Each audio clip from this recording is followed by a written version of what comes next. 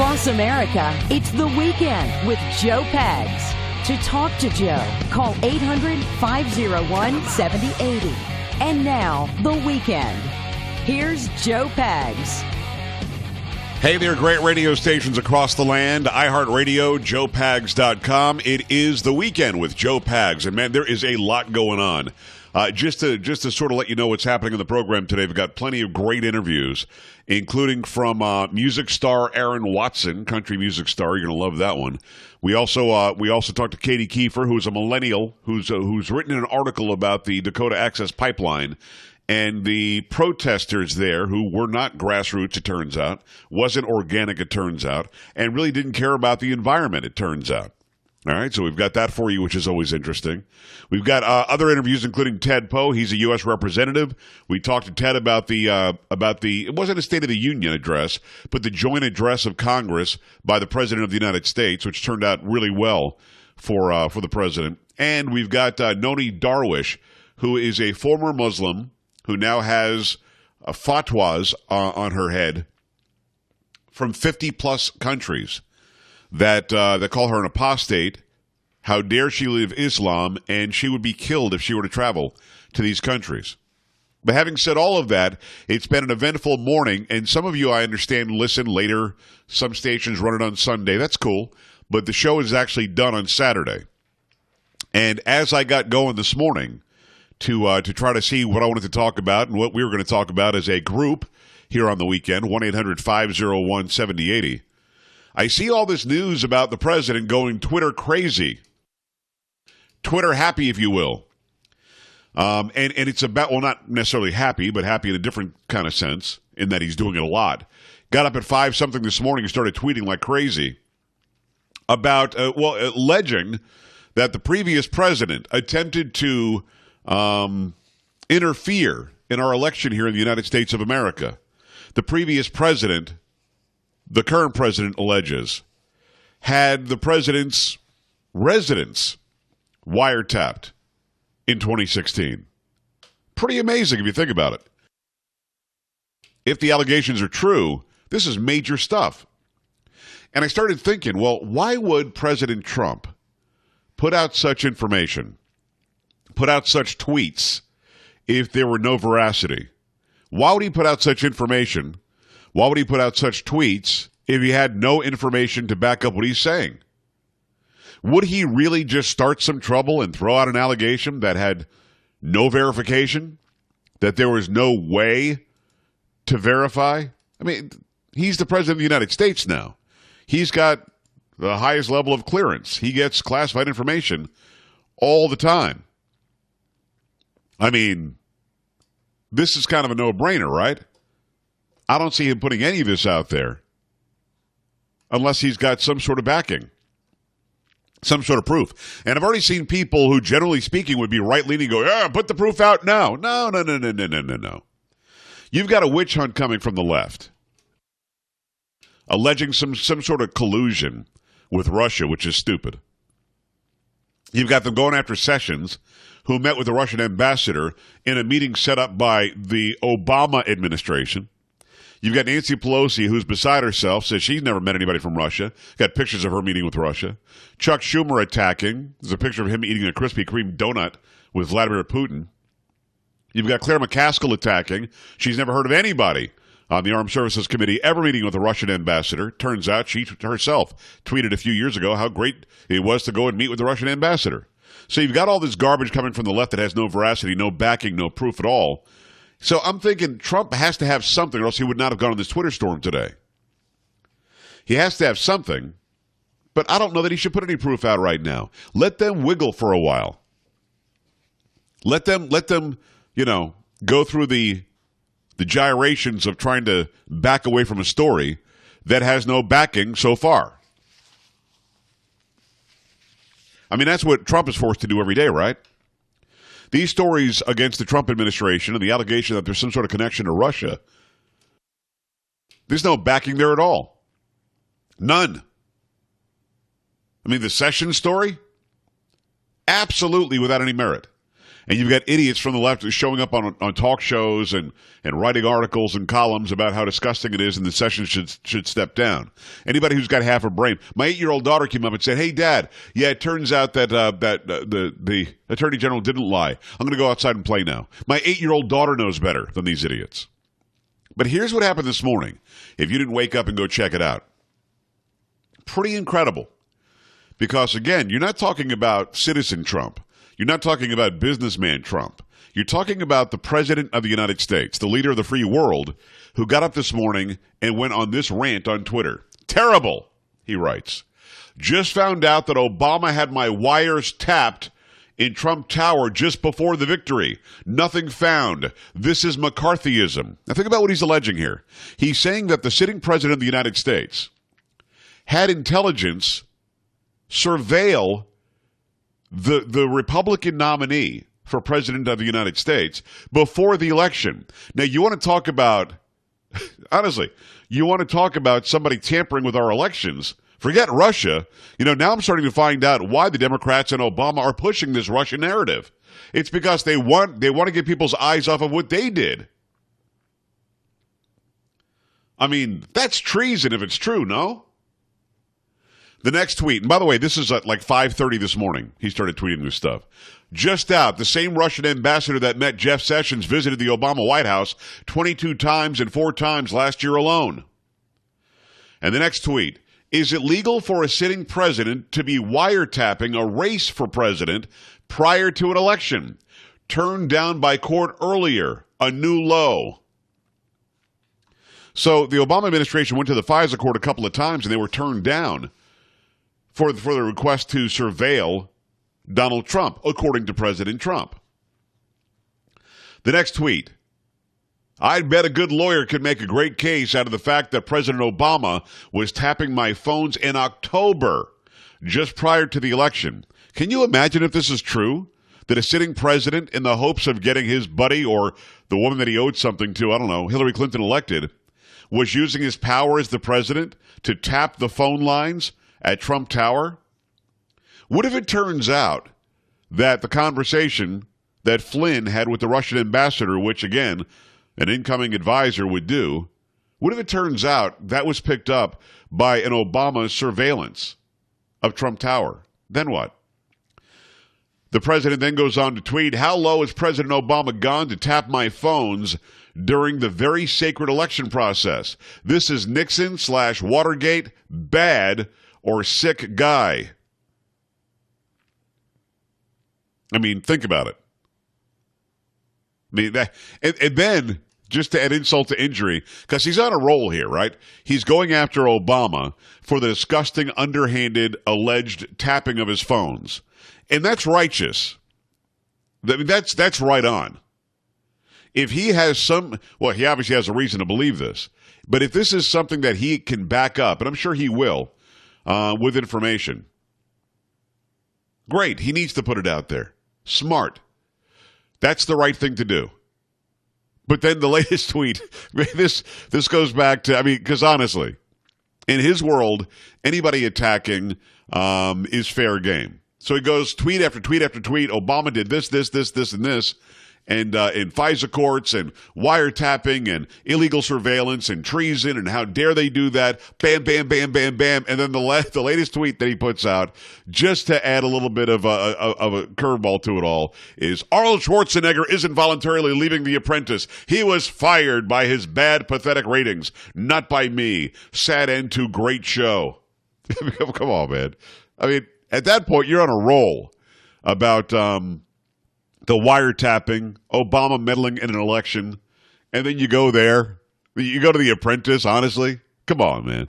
1-800-501-7080. 1-800-501-7080. Do you believe the allegations that, in fact, Barack Obama had the phones tapped at Trump Tower? If it's true, and the President of the United States is alleging it, if it's true, that's a big deal, is it not? Are we looking at the potential for the previous president to face charges? I mean, that's a direct meddling in our elections, is it not? Very interesting allegations this morning.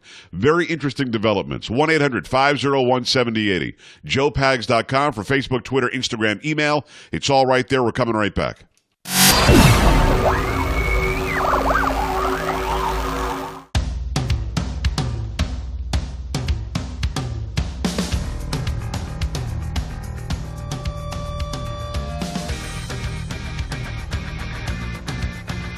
All right, glad to have you. It's the weekend with Joe Pags. Thanks a lot for stopping by. 1-800-501-7080. 1-800-501-7080. I asked the question on Twitter, on Facebook, and all that stuff. You want to go and follow me on the Twitter or like the Facebook page or any of that, just go to joepags.com. I asked the question, would Donald Trump, the president of the United States, really put this allegation out there? This is a serious allegation. This isn't just somebody talking out of his rear end. This is a serious allegation. Would he put it out there if he didn't have some verifiable proof that the Obama administration tapped the phone lines at Trump Tower before the election? I'm here to say no. Now, I've gotten some responses from people I like, from people I don't know, from people I don't like, and from people who don't like me that have said, well, of course he would. I mean, this president would do anything. Doesn't really matter. I disagree. At this point, with all the fake allegations from the left, the Russian dossier that was fake, BuzzFeed putting it out there even though it was fake, CNN reporting on the aftermath even though it was fake, Al Franken questioning Jeff Sessions on this Russian dossier, fake. So with all that fake stuff coming from the left and all the defense that the Trump administration has to put out there, would Trump really take the chance of putting something fake out there and just letting it simmer? I don't think so. I think that he's got something that told him it's time to go. It's time to really attack. And if true, this is an absolute game changer in the hierarchy on the Democrat side, starting with the leader of the Democrat Party, one Barack Obama. They're in big trouble if it turns out this is true. Oh, he's Teflon, nothing will happen. Sorry, he's not. If this is true, this is going to be big, big trouble for the Obamas and for the Democrats for years to come. Let me go to the phone lines and see where you are on this new information this morning. Joel is in Allentown, Pennsylvania. Hi, Joel. What's going on? Hey, how's it going this afternoon? Living the dream, my friend. Talk to me. All right. So now I'm a young millennial, 25, here in good old PA. And the way I look at it, I really love our president. I voted for him. Glad he's in there. And I really enjoy the transparency of his Twitter posts. Yeah. Yeah. The only thing I got to say is I hope he doesn't stick his foot in his mouth with this. Not saying he will, but I hope he has all the information to back up on this and can follow through and really prove it to them. You know, make them look in the mirror, the Democrats. Well, I'm with you. I mean, he's got to have serious proof that this is happening. Now, it doesn't mean that he has to release it to you and me today, but he better have serious proof. If he's saying this and there's no proof, it's going to come out and bite him in the rear end really, really badly. So hopefully he's got all the proof he needs. I think that he would not have gone live with it had he not had some sort of verification. That's what I'm hoping, because the Democrats, the only thing they have is the Russians, and I think Donald Trump has a little more than the Democrats against them than they do against us. So I'm hoping he plays his cards smart and he plays the Trump card on them. See what you did there? The Trump card? Good stuff. All right, open line now, 1-800-501-7080. 1-800-501-7080. Yeah, I mean, the Dems have the Russians. Caller's right. They have the Russians. I mean, they have nothing that ties Trump to the Russians. Nothing that proves the Russians meddled in our election. You know, the reports are Russians hacked our elections. Nope. Not even Obama said that. I mean, no. Not even Obama says that. He even says that there's no proof that there was any change or any effect on the actual voting on November 8th because of some Russian infiltration. That didn't happen. And the whole idea that the Russians even hacked John Podesta's email, John Podesta's the idiot that fell for some phishing scam. And perhaps you don't keep, all this sensitive stuff on your Gmail account. I mean, maybe I'm wrong about that, but perhaps you don't do that. And we're still not talking about what it was that was found out through the hacking or the release of the emails. Seriously. I mean, honest to goodness. At the end of all of it, there are unsubstantiated allegations coming from the left, and there have been since November 8th, since they were completely blown away by the loss by Hillary Clinton. The loss, by the way, which was because she was a horrible candidate. Horrible, horrible candidate. The worst. I mean, here's a person that would work 1 or 2 days a week, would not travel all over the place like Trump was doing, ignored the blue states and took them for granted, and she ended up losing a lot of them. She was a horrible candidate. That's why you lost. And they're still trying to figure out why they lost. It must be the Russians. By the way, the Democrats all know, the hierarchy from Obama on down, they all know. Pelosi knows, Schumer knows, everybody knows, Feinstein knows. They all know that they lost fair and square on November 8th. They all know that the Russian connection that they're making up is just that. It's made up. It's not real. But they're going to keep on pushing it because they really do rely on a lot of you being stupid and just accepting it. Now, if you're not stupid and you don't accept it, then I'm not talking about you. But if you do accept it and you do believe that Russia somehow hacked our election or that Jeff Sessions somehow lied to Al Franken, you got to check yourself because it just didn't happen. That whole thing, by the way, is rooted in Al Franken questioning Jeff Sessions, the now Attorney General, in confirmation hearings about a dossier from Russia that was fake. It wasn't real. It was made up. It was fake. It's as if your child wrote it and handed it to Al Franken, and Franken said, well, I just was handed this. I better ask you questions about it. Here's the back and forth between Jeff Sessions and Al Franken, and it's clear in the context of the campaign, in the context of being a surrogate, in the context of being connected to the campaign. Jeff Sessions is answering the question about whether he had any contact with the Russians. Now, everybody on the left who's alleging there's something more here is lying. CNN just published a story alleging that the intelligence community provided documents to the president-elect last week that included information that, quote, Russian operatives claimed to have compromising personal and financial information about Mr. Trump. These documents also allegedly stated, quote, there was a continuing exchange of information during the campaign between Trump surrogates and intermediaries for the Russian government. Again, he's talking about the dossier, which is fake. Everybody admits it's fake. It's not real. There is nothing here that has any truthful information in it, yet he's asking a question reliant on this information. Now, again, I'm telling you it's coming out, so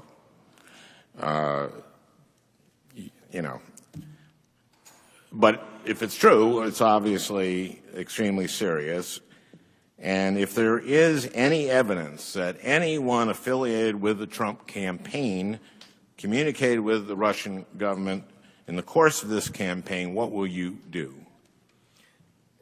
Senator Franken, I'm not aware of any of those activities. I have been called a surrogate at a time or two in that campaign, and I not have communications with the Russians, and I'm unable to comment on it. So there you go. He says, in the context of being a surrogate for the campaign, he had no contact with the Russians. Anybody alleging anything else is there is lying, and I think they're smart enough to know they're lying. 1-800-501-7080. Some great interviews on the way. Keep it right here on The Weekend. This is The Weekend with Joe Pags.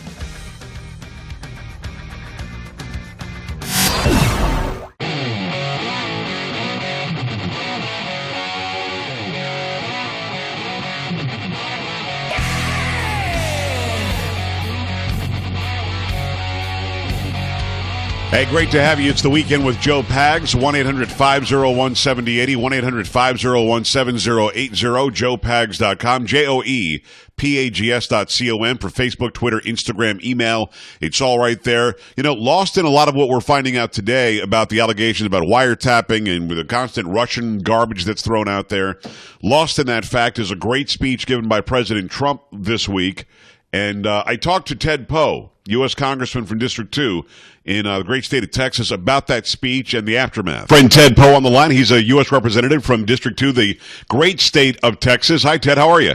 I'm doing great, Joe. Good to talk to you. It's always a pleasure to have you on the program. So I'm watching last night, and Ted, did I miss something? Is women's suffrage up for a vote again? What were the white suits all about? Isn't that what they wore 100 years ago? I mean, they do realize, the Democrats realize that did pass, right? Yes, it's part of the Constitution, too, of which they seldom ever read, but it is part of the Constitution, and I think that issue has been settled a long time ago, almost 100 years now. Yeah, exactly. Now, by the way, how's your health doing? You look great. I feel good, and I'm doing real well. Good. Well, good, so thank you. Well, if you don't mind, keep us updated on that, and we appreciate you doing so. All right. So last night, set the scene for me. The guy comes in. What is it called? The chairman of the arms, or hey, look at me, I'm going to yell at you now. And he says, "Hey, ladies and gentlemen, the president of the United States." What's the feeling right then? Was it palpably different than it had been with Obama, or not? It was different in several respects. Because there was more energy on the House floor last night than any presidential address that I have ever heard. Wow. And so when he was announced to come in, the Republicans, of course, we were quite loud and noisy, and rightfully so. And the president, I think, was energized by that. The Democrats were over there with their arms folded, but they were still trying to sit on the aisle to at least see him, I guess. But it was very energized, and only got better throughout the evening. It's Congressman Ted Poe, District 2 Republican of the great state of Texas, at the president's speech last night to a joint session of the House and the Senate, a joint session of Congress. And, watching it and hearing people respond to it, we'll get into that in a second. But I did notice one thing. You said some Democrats are still in the aisle so they could be seen there. Maybe I missed it, but Sheila Jackson Lee, for the past, upwards of 15, 20 years, has always made sure she was on the aisle, shaking hands, kissing babies, and to be seen by her district, I guess. I didn't see her last night. Now, she may have been there, but she wasn't greeting him on the aisle, or did I miss that? Did you see her doing that or not? She was second seat from the aisle, so she wasn't really on the aisle. She's the next seat over on the Democrat side. But I mean, historically, she'll camp out for 8 hours to make sure she's on the aisle. Well, I don't know how long she was there, but it would you'd have to be there a while to be in one of those aisle seats. All right. So moving past that, he gets up to the podium. He's announced again by the Speaker of the House, Paul Ryan, and the rousing round of applause happens again. And then shortly thereafter, we see that there is, in fact, going to be a strategy in place by the Democrats. And I saw Elizabeth Warren from Massachusetts at one point. She was sitting next to somebody. I can't think of who it was. It might have been Schumer, might have been somebody else. But that person was going to stand up. She's like, I'm not standing up. No, I'm not standing up. Don't stand up. So there was this sort of, plan going in. We are not going to stand up and show him any respect. And there were quite a few shots from over the shoulders of the Democrats, especially those who were wearing all white, where they were all on their phones. They were texting. They were playing a game. They were ignoring what he was doing.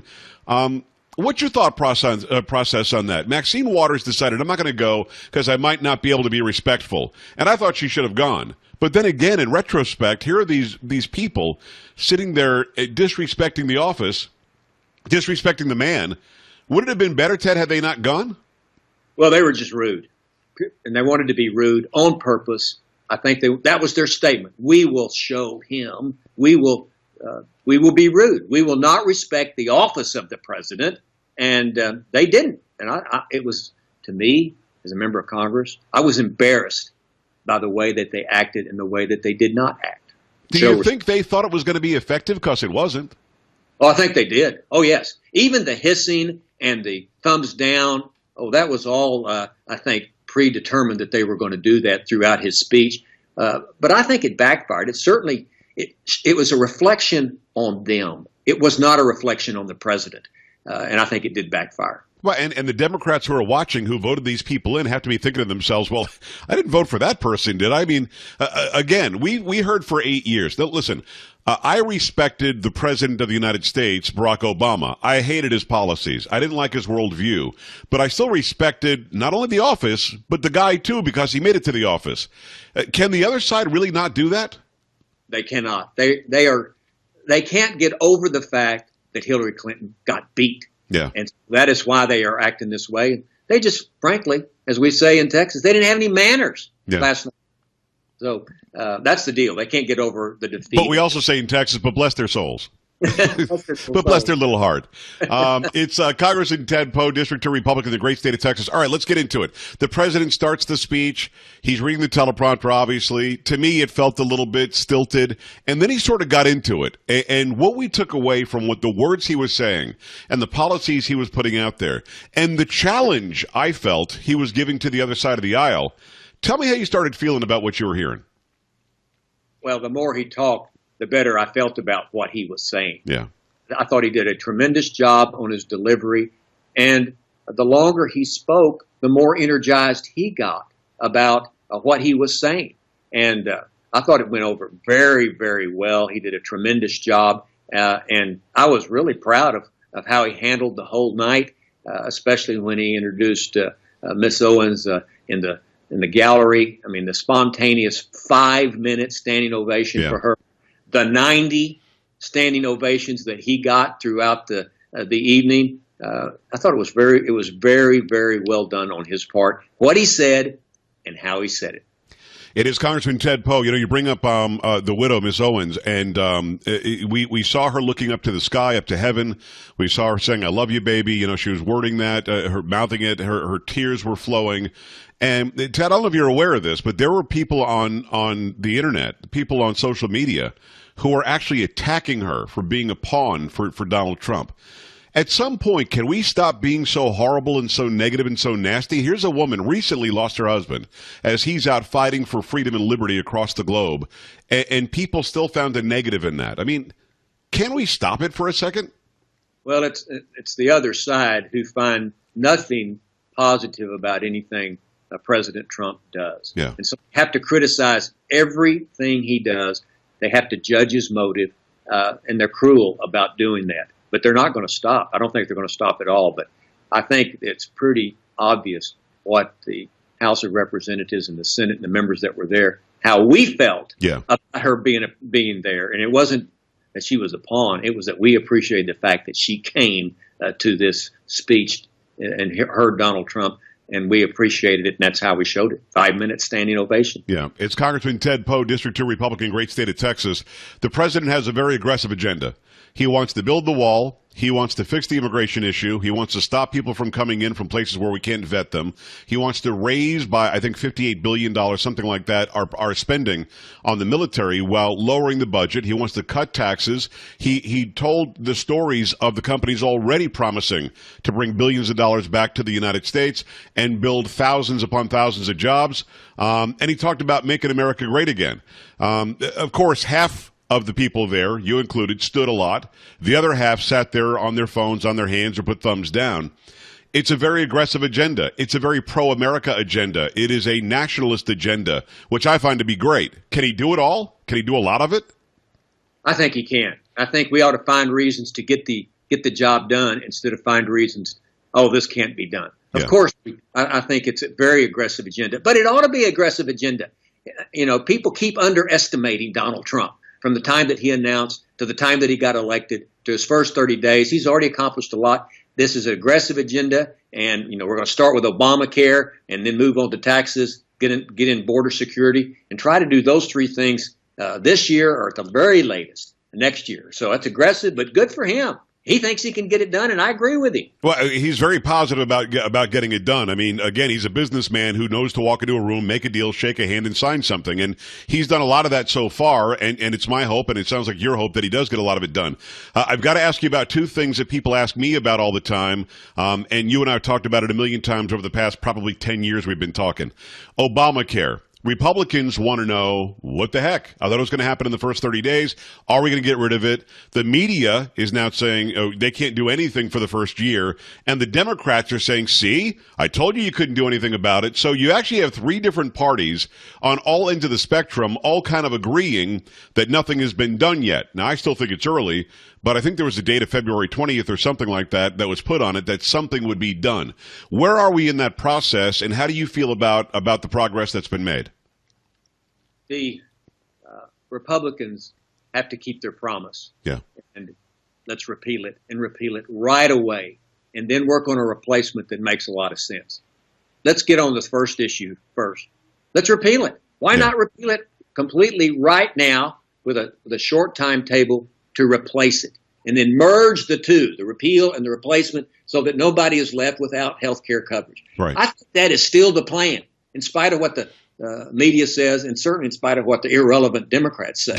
So, we're on that track, in my opinion. But I'm frustrated too that there hasn't been more publicity about we're going to do this on this day or by this day or by this month. I want the conference to say, yes, let's move forward, and here we are going to do it. Well, unnamed sources, Ted, in the Republican Party, allegedly, because they're unnamed, so don't really know, say it's definitely not going to happen this year. You're there. I mean, do you feel good that it's going to happen this year and that it's going to happen soon? Well, I expect it to happen this year, and I expect it to happen soon. So those unnamed sources, they haven't been telling me this, or I haven't heard these unnamed sources. It is an unnamed on line one for Ted Poe. Nobody calls you like that?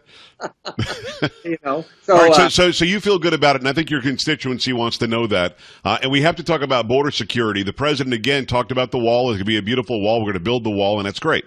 The fact is, some parts of it will be fencing. I don't know, is the wall a virtual wall or is it an actual wall? Starting to take bids now, the DHS is, on building the wall. And again, you and I have talked about this a million times. I know that you're for, like, every option, more border security, more virtual security, more actual fencing or walls. What do you think that's going to look like once the wall is done? Will it be a physical wall, or is it going to be a lot of that other stuff too? It's going to be some of everything. It's going to be whatever works in that specific location. And in some areas, a wall might work. But there are other areas. I mean, I've been to the border almost 20 times. Yeah. It's not going to work. But a virtual wall will work. More boots on the ground.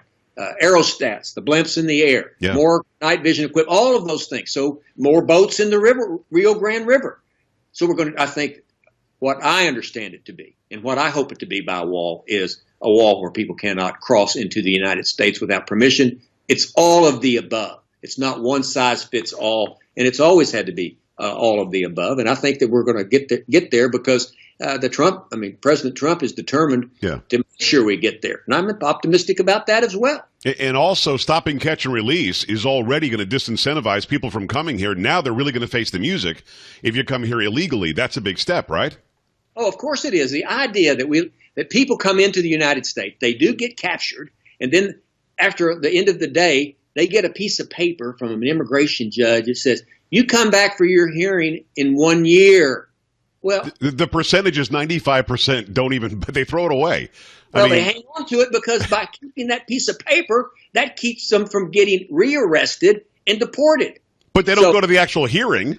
Oh, no, they don't go to the And so, that's why the whole system is totally broken down, because it's catch and release. But not anymore. It's going to be catch and you're gone. Right. That's a good place to start. Last question on that, and last question, period, because I always take too much of your time and I always appreciate your patience.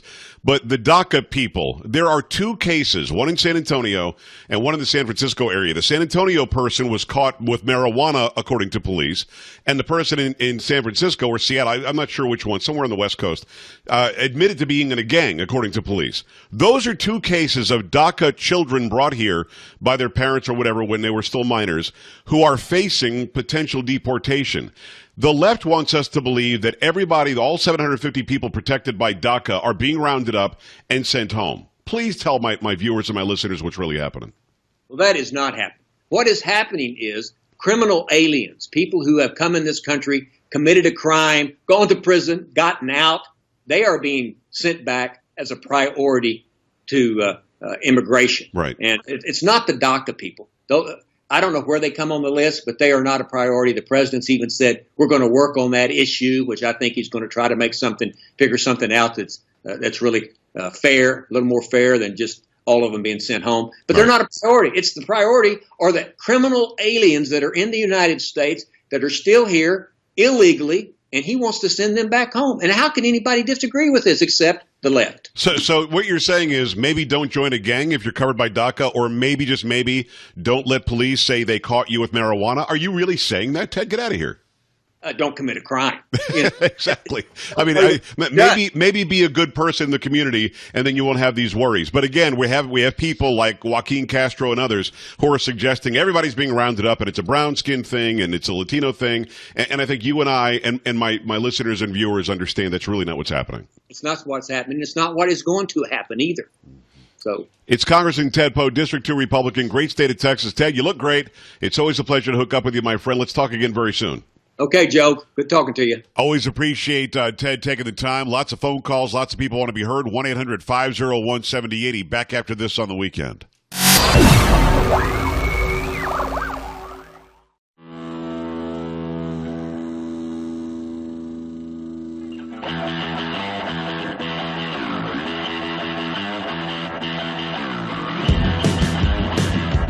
Hi, great to have you. It's the weekend with Joe Pags, 1-800-501-7080. Do me a favor, stop by joepags.com, joepags.com.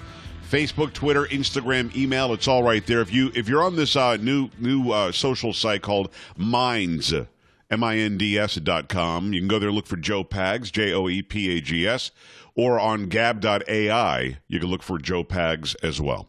Let me go to the phone lines. A lot of people want to be heard. It's going to be line one. TJ's in Grand Rapids. Hi, TJ. What's up? Hey, Joe Pags. Good morning. Hey, Hi. I have wanted to say this to somebody for quite a while. I do believe that Donald Trump must know.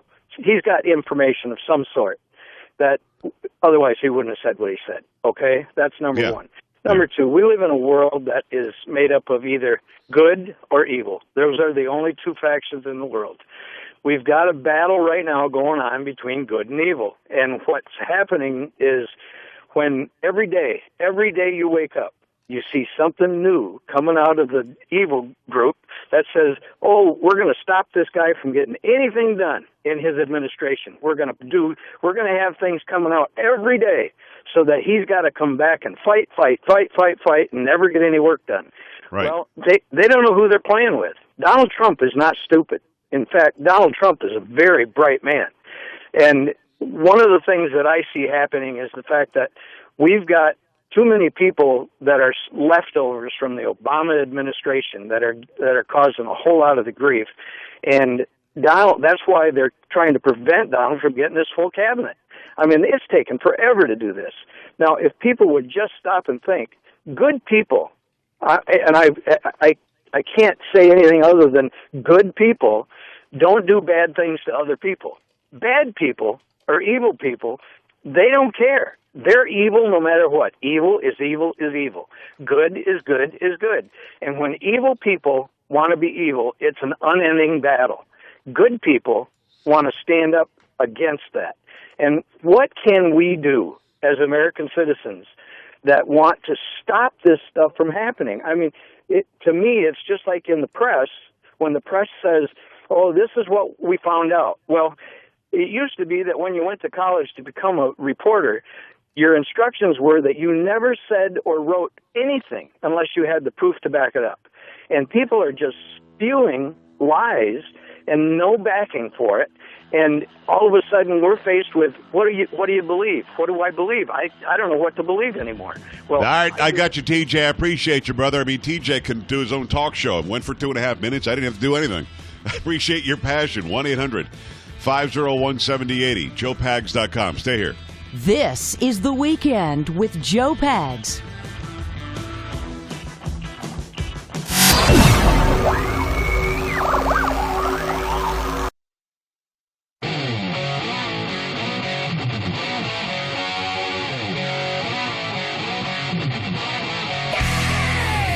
Across America, it's The Weekend with Joe Pags.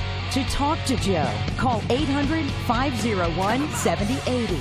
And now, The Weekend. Here's Joe Pags.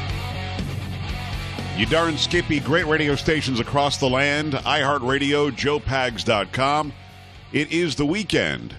Glad to have you along for the ride. The big news today, and again, we do the show on Saturday. Some people don't like that I say that. Oh, why do you got to date the show? Because, listen, there aren't a whole lot of shows that are live on the weekend that actually are produced on the weekend.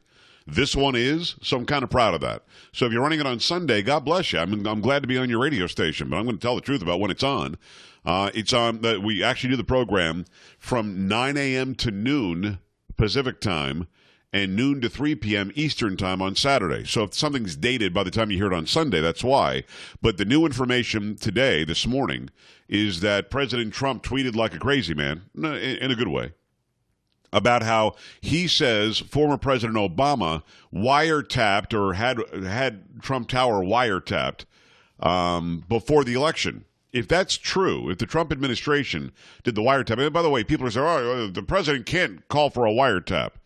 He can certainly suggest it to the Department of Justice. The Department of Justice in October was still being run by Loretta Lynch, the choice of Barack Obama. Loretta Lynch, who didn't recuse herself when Hillary Clinton was being investigated, and Clinton's husband, the former President Bill Clinton, jumped on her plane and had a conversation with her about their grandchildren. Certainly, the Obama administration had the authority to wiretap people. Allegedly, they went to the FISA court twice and were turned down, but Trump says they still wiretapped him. If it's true, that's a major problem. Like, way more important than a fake dossier out of Russia. Way more important than Jeff Sessions meeting with the Russian ambassador at the behest of a meeting set up by the Obama administration. Very interesting information. That's why you follow the president on Twitter, because he hashtag Trump don't care. So a lot of people want to be heard on that. By the way, I've got Katie Kiefer coming up. She's a great columnist and somebody you probably have seen on cable news all over the place. She talks about, in her new column, the Dakota Access Pipeline and the protests there. Were they organic? Were they grassroots? Were they really even American Indians? Or were they a bunch of leftist idiots who really weren't environmental at all, just out there to start trouble? How they left the area where they were allegedly protesting will tell you a lot. Their thought process on their pets and their children will tell you a lot. And do they really care about the environment? Well, not after having left the area as they did. And if you didn't see the pictures out of there, probably because the media hasn't covered it as closely as it could have, but it's pretty disgusting what they did to that area. We'll have that for you as well. That's coming up very soon. Let me, in the meantime, though, go to the phone lines. A lot of people want to be heard on the allegations made by President Trump today. Some want to be heard on the Trump speech from earlier in the week, which was great. I mean, Van Jones, the far left-wing radical communist, even said Donald Trump became the president of the United States tonight. So, I mean, it was hard for anybody on the left to find anything wrong with it. Joaquin Castro, who is a representative from the San Antonio area, just a horrible representative, and who's never got anything good to say about people on the other side of the aisle. I mean, imagine working with people on the other side of the aisle. They'd be crazy, right? He was complaining and going on and on about how horrible a speech it was and divisive and dark. And then the reporter said, well, was there anything that you liked? And then he listed off a bunch of things that he liked.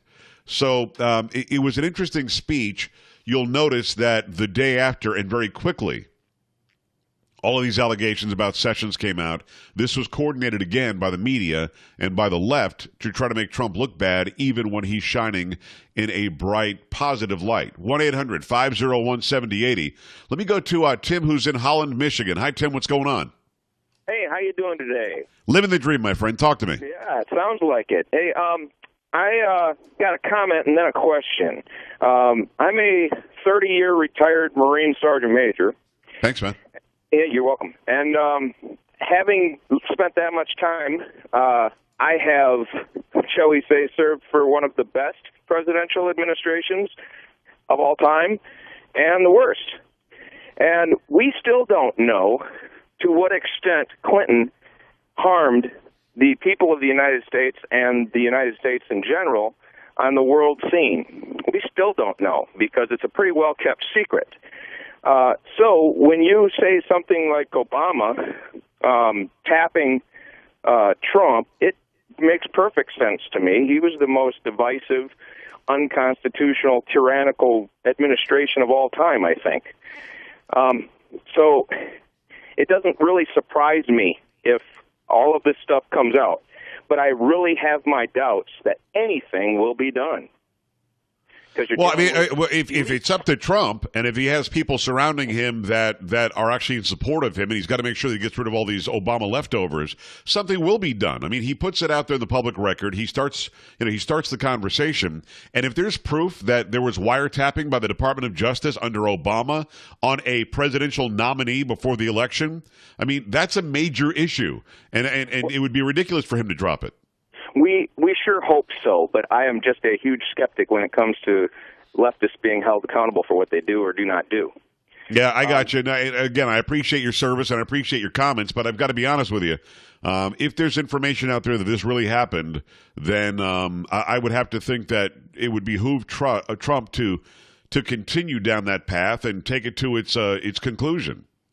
I mean, of all the allegations against Trump, nothing's sticking, because it's all BS and fake news. This is a real allegation by the sitting president of the United States against a former president's administration, and the allegations are serious. I mean, could it rise to the level of treason? I don't know, not an expert on treason, but if they were turned down by the FISA court twice and they still tapped the phones anyway, come on, man. That's a big deal. Let me go back to the phone lines and say hi to line 4. It's going to be Mariah in Allentown. Hi, Mariah. What's going on? Hello. You're on the air. What's happening? Hey. So I'm not very sure if what Trump is saying is true. Yeah. Because there's a lot of things that he said that have been contradicted. He said a lot of things like a so-called judge in Washington State. When he actually was a judge, he told the Ninth Circuit that he'll see them in court. However, they are the Ninth Circuit during the Muslim ban, which was not really a Muslim ban, but he still called it a Muslim ban.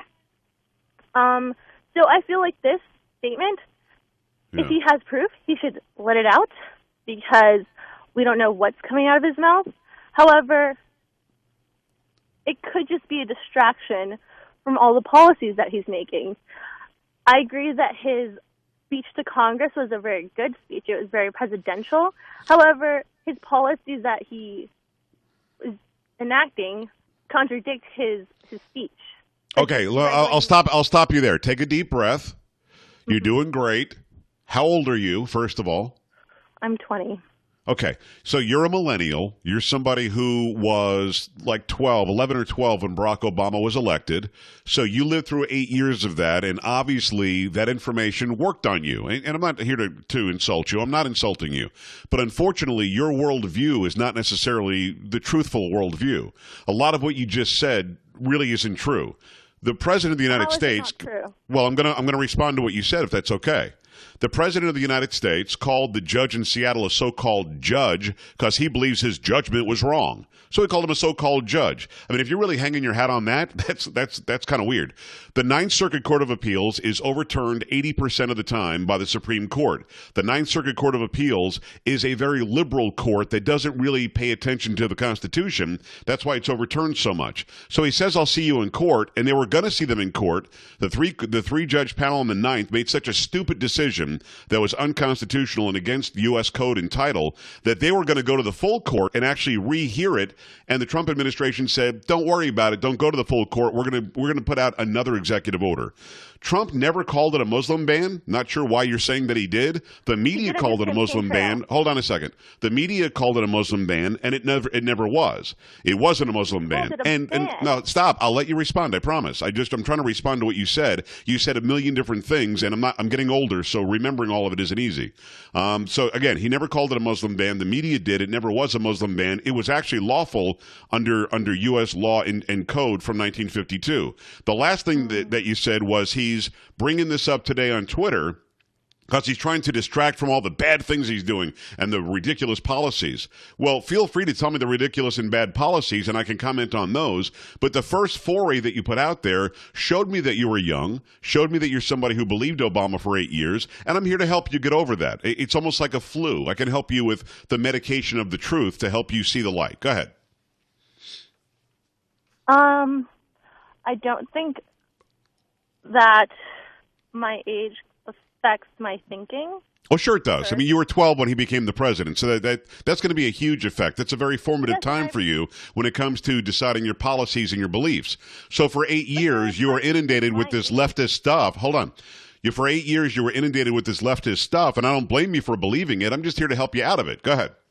But there are tons of kids my age who do believe that Trump is a great president and Trump does these magnificent things. So I feel like, well, why can't you say the same about them? Because what you just said isn't true. The millennial generation, generally speaking, believes in far left-wing policies and values. That's just the truth. And hopefully, with the Trump presidency and hopefully listening to somebody like me on the radio, I can help to work you out of that. But go ahead. I mean, did you want to comment on anything that I said or not? Okay. The Muslim ban? Yeah. Okay. He did not call it a Muslim ban during his administration. He did call it a Muslim ban during his presidential campaign. Right. What did he say? What did he say about banning Muslims during his go ahead, I'll listen. If you really listened to him, I'm going to hear you. If you didn't, then we're probably going to have to end the conversation because, again, you are somebody who believes the left-wing position on this, and maybe you didn't hear what he actually said. When he was on the campaign trail, what did he say? There were snippets of it during his rallies where he What did he say? Tell me what he said. We're going to ban Muslims from coming into this country. You forgot part of it. I knew that you didn't listen to the other part because the media didn't report it much. What he said was, and he actually gave a speech, and then he posted it on his campaign website.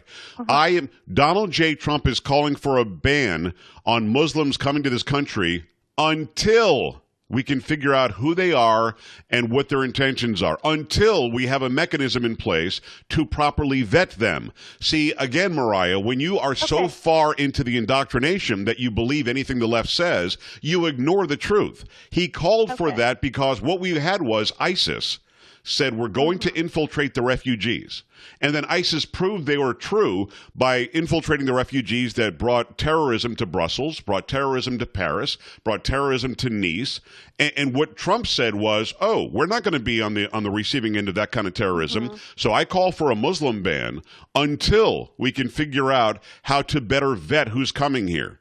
Now, what he did as president, he didn't ban Muslims. He banned people from 7 countries, 6 of which were put on a terrorism list by Barack Obama. Now, you have to do yourself a favor and really learn why you have a position on something by learning every aspect of it. And that, again, is a leftover from Obama. You have been indoctrinated to believe that whatever he says is true, whatever the media says is true, and you don't need to be skeptical. I'm just asking you as a 20-year-old adult female to be skeptical. I'm a 50-year-old adult male, and I'm skeptical. I question everything I see and hear until I get to the truth. Go ahead. Okay. We're still talking about the ban, correct? Well, the alleged ban. You're calling it a ban. I'm not. It wasn't a ban. Well, Trump tweeted that it was a ban. No, he never tweeted that it was a ban. But if you look in his Twitter page... He never tweeted that the executive order that he signed was a ban. It wasn't a ban on Muslims. That's not true. Okay. Well... You said that the 7 terrorist countries were put on the wait list.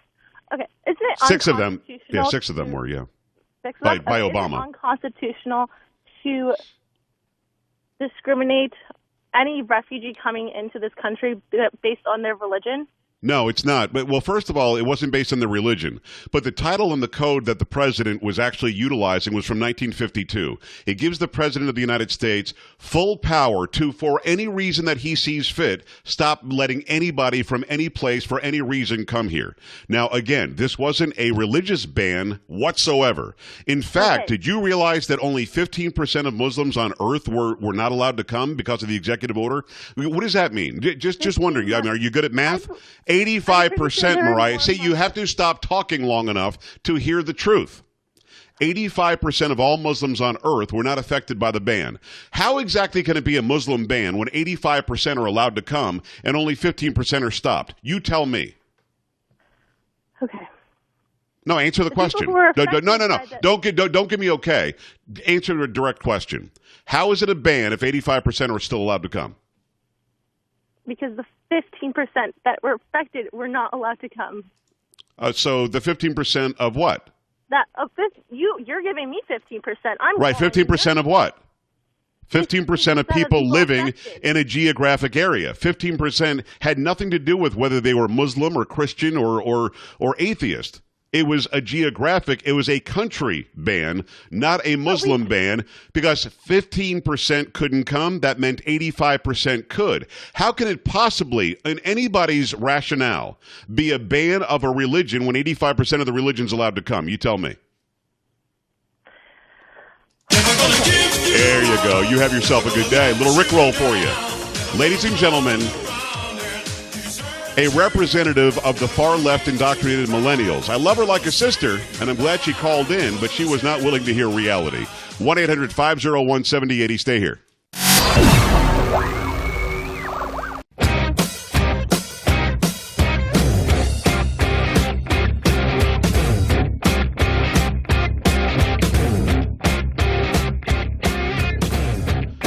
Hey, great to have you. Welcome to the program. Thanks. It is the weekend with Joe Pags, 1-800-501-7080. And again, listen, I feel bad for Mariah because she doesn't know what she doesn't know. I feel bad for Mariah because she is taking whatever the BS was from the left. She truly was getting upset, thinking that because 15% of the Muslim population on earth was barred from coming here, that meant all Muslims were. Very strange. Because, 85%, last I checked, is the vast majority, and they weren't affected at all. What Trump did legally and by American law, and no, it's not unconstitutional. Listen, Mariah, I'll help you out with one other thing. I know that you're still listening. The Constitution covers people who are here. People who are in those 7 countries aren't here. They don't have constitutional rights. Unless they're Americans. And as far as I know, there were no Americans that were banned by this executive order. And by the way, it was a temporary ban for, 90 days or something. So there's going to be another executive order. It's going to be above reproach, and the so-called judge in Seattle won't be able to utilize it. But stop falling for the talking points. Look, at the end of the day, if you and I aren't aligned politically, I'm okay with that. As long as you have a place of veracity from which you're coming, and you don't. You're just buying whatever they say. Let me go to the phone lines here, and I've got about 45 seconds. Bob, make it happen. Come on. Hey, Joe. Hey, look, help an old man's memory out. Didn't the FBI gather up Rosen? He's a reporter for Fox News. Didn't they go after him, thinking he was a co-conspirator and an aider and abetter? They got his emails. They got his phone records.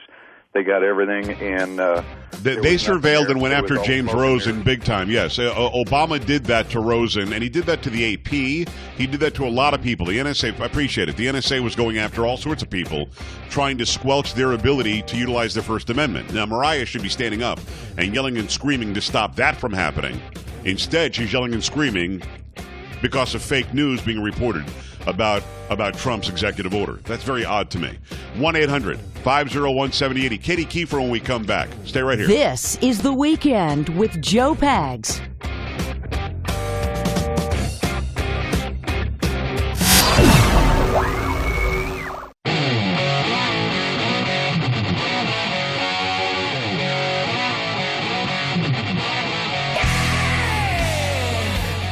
Hi, great to have you. It's the weekend with Joe Pags, 1-800-501-7080, joepags.com, joepags.com, Facebook, Twitter, Instagram, email. All right there. Do me a favor, go and follow and like and do whatever you have to do. If you're on that minds.com, it's Joe Pags, Joepags, or gab.ai, Joe Pags.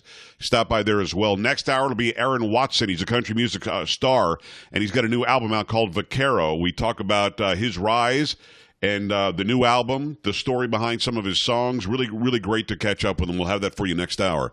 Right now, though, I want to give you a great columnist. She's also a millennial, and I think it's appropriate after Mariah's call to have another millennial on who actually does get it, does pay attention, is skeptical, and does learn fact from fiction. It's Katie Kiefer.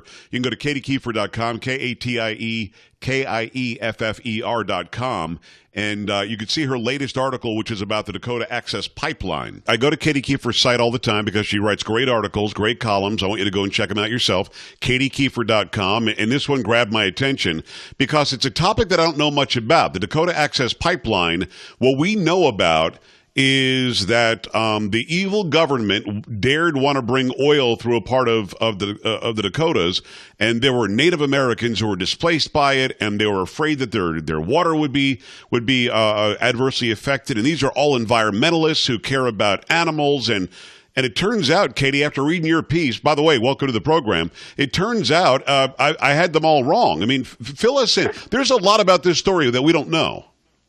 Hi, Joe. Yeah, thanks for having me on. You bet.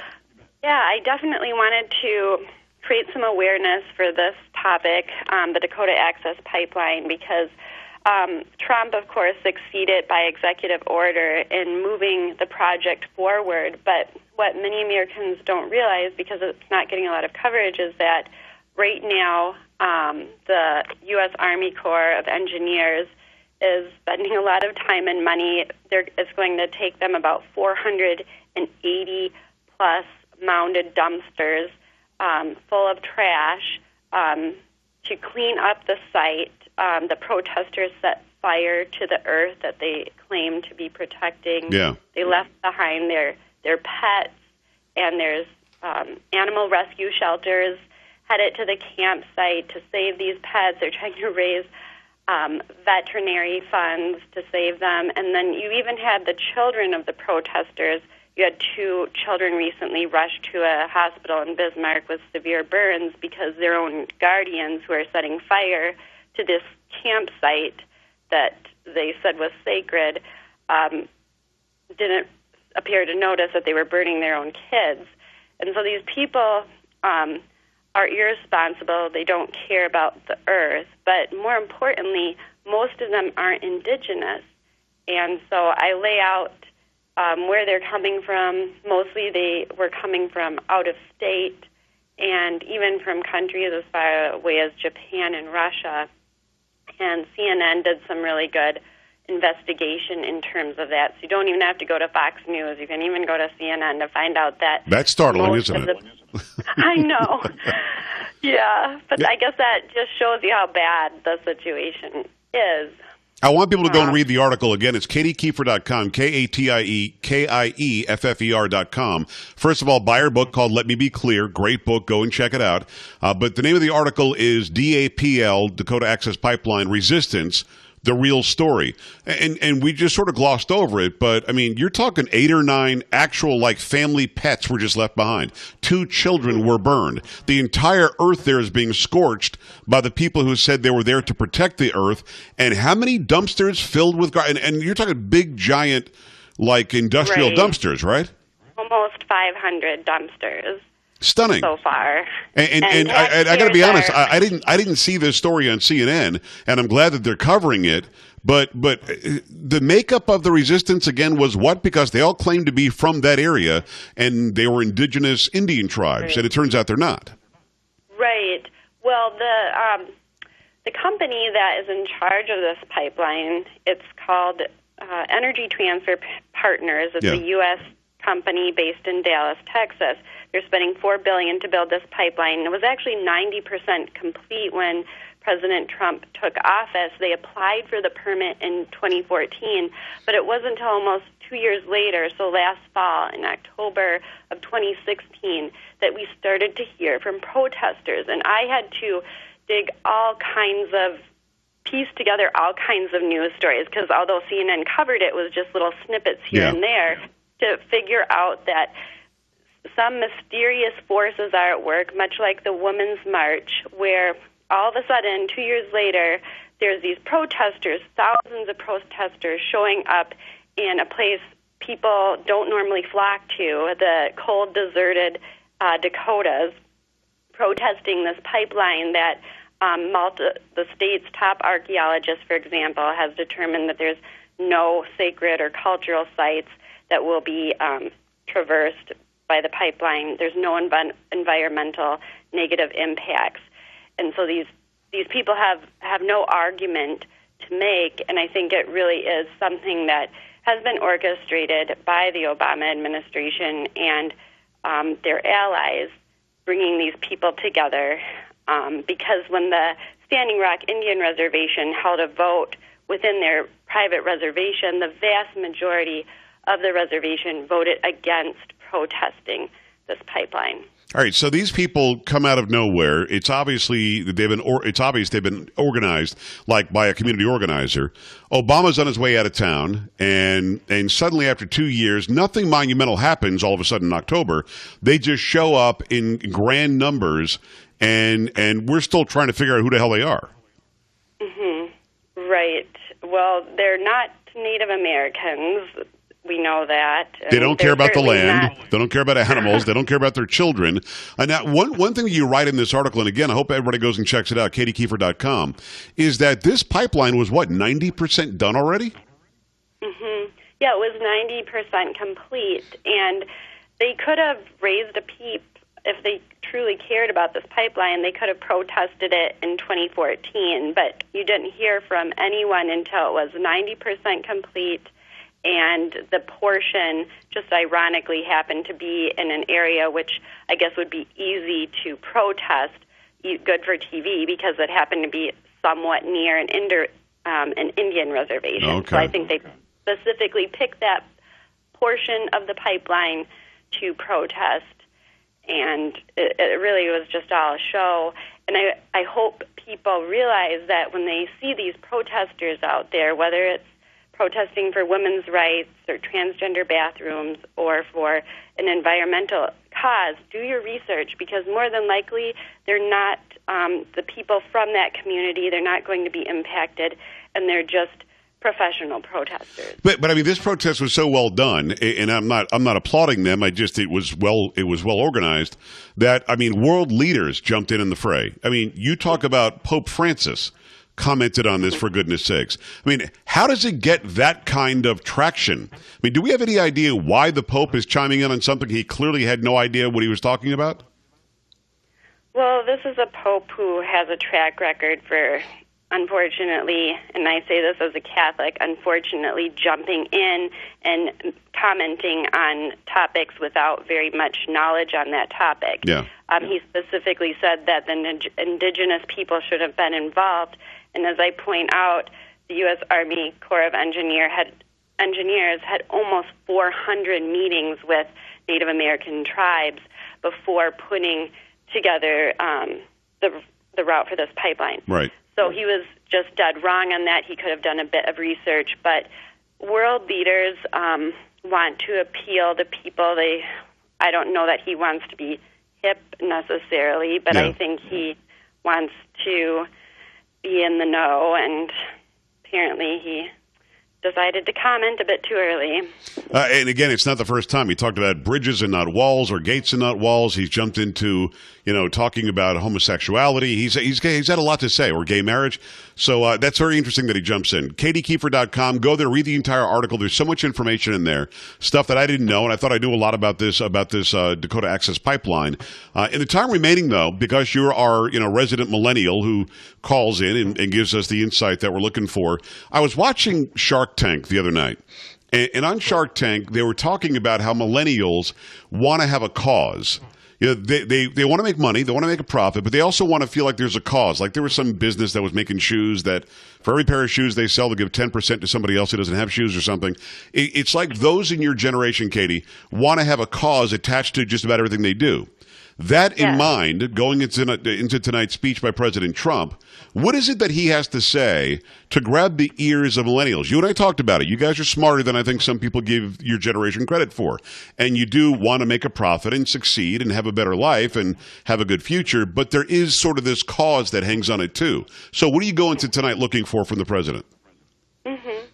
Well, the average millennial is probably going to hope that the president takes a diplomatic approach. Everyone knows Trump as the guy who's on Twitter, who starts the day at 5 a.m. with something a bit outrageous on Twitter. And I think millennials would be impressed by him if he came off like he can and has many times as a diplomatic leader who, at the same time, isn't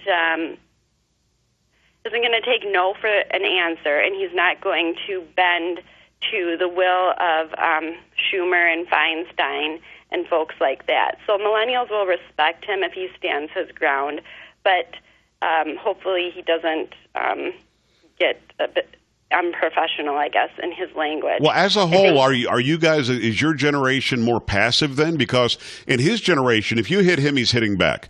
In my generation, I'm the next generation after him. So I'm kind of like that, probably more like that than other people in my generation. Is your generation the kind that's passive, that lets somebody attack and then you're supposed to walk away? Because, I mean, that's really what he's doing. He's hitting back every time they hit. Right. Unfortunately, millennials can anonymously say very vitriolic things on Twitter. Right. But when it comes to face, they don't seem to have the courage to do what Trump does oftentimes. And they're more comfortable than tonight. Like if the Democrats do something stupid or boo him or walk out in the middle of the speech, just take it, don't mention it, and keep going? Is that what people in your generation would like to see?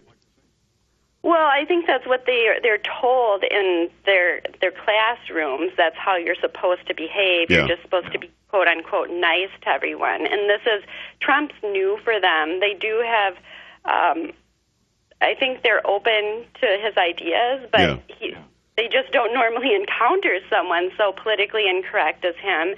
But at the same time, they were absolutely disgusted by Hillary Clinton, and they didn't get out to vote.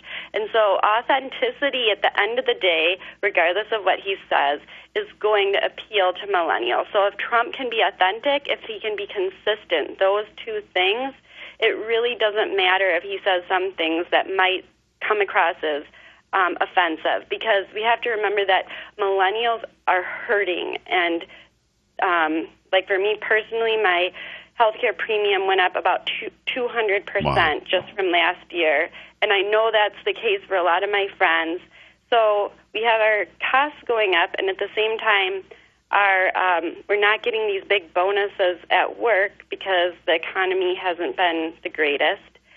And so and then the average millennial who graduated in 2016 has like $40,000 in debt. Right.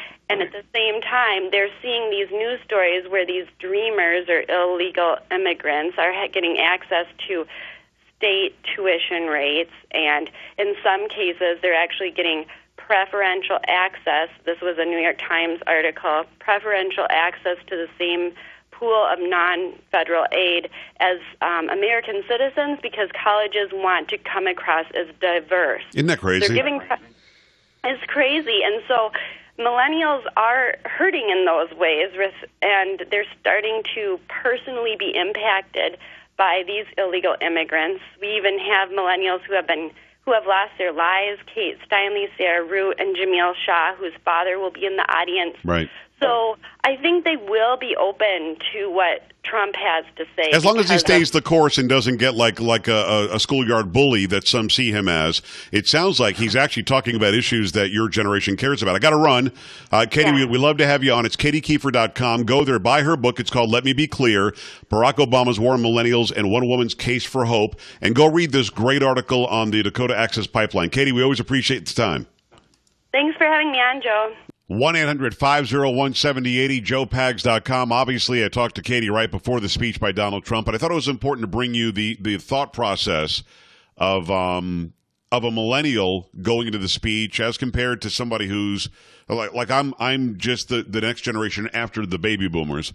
Baby boomers have a different idea. The younger generation, even before or after millennials, they have a different idea. Always love to get her insight. Make sure you go to her website, read the articles, and get the book. Joe Pags coming right back on the weekend.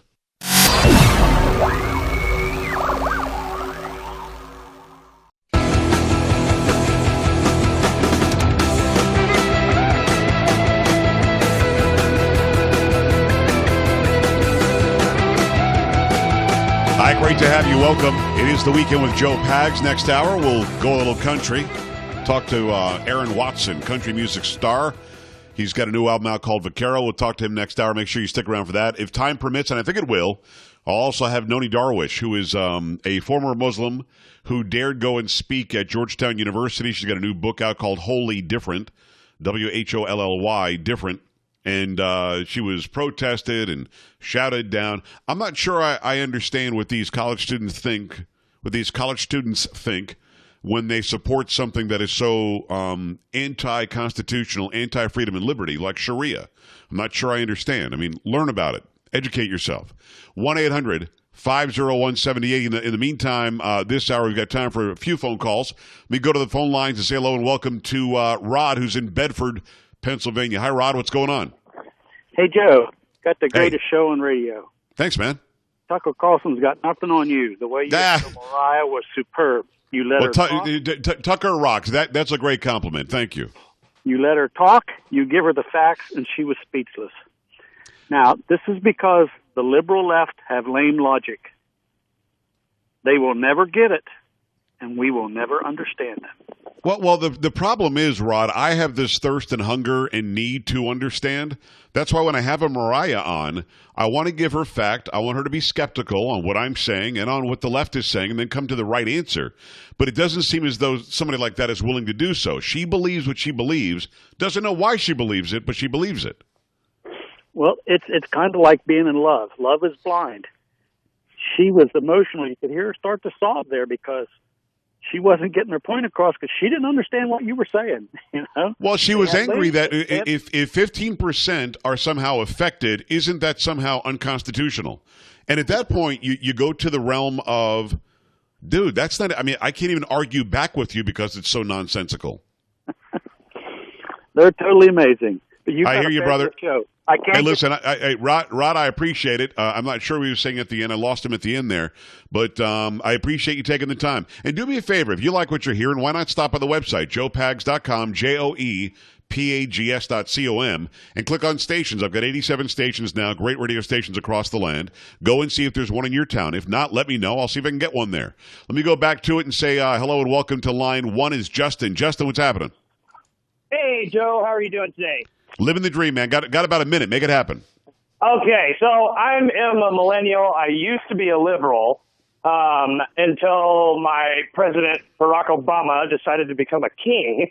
And that's what terrified me. I recoiled from that, and I listened to your show first. And when you hear truth, that will help people open their minds up. Thanks, The reason Donald Trump is in that office is because he's got a backbone. He's not afraid to stand up and tell these people, you're lying. And that's what we want. That's what millennials want. They want somebody to stand up and say, stop feeding me spoonfuls of crap. And but there are some like Mariah who believed those spoonfuls. That's the problem. Well, and I had friends like her, and they come up to me and tell me, socialism is good. It just hasn't ever been applied correctly. That's what people who are 20 think right now. That terrified me. That's nuts. I got to run here. That's nuts. I appreciate your perspective. Quick break here. We're back after this. It's The Weekend. This is The Weekend with Joe Pags.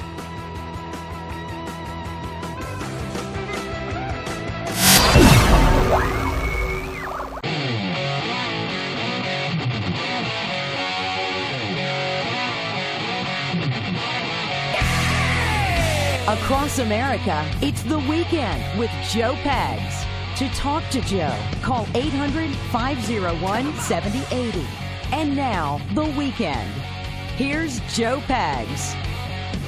Hey, great to have you. Wonderful radio stations across the land. iHeartRadio, joepags.com, Facebook, Twitter, Instagram, email, all of that and more right there. Make sure you stop by. Also, sign up for the email list because I'll send out some links every day or every other day or whatever. Links to stories that we're talking about here. Also links to interviews that I've done on the show as well.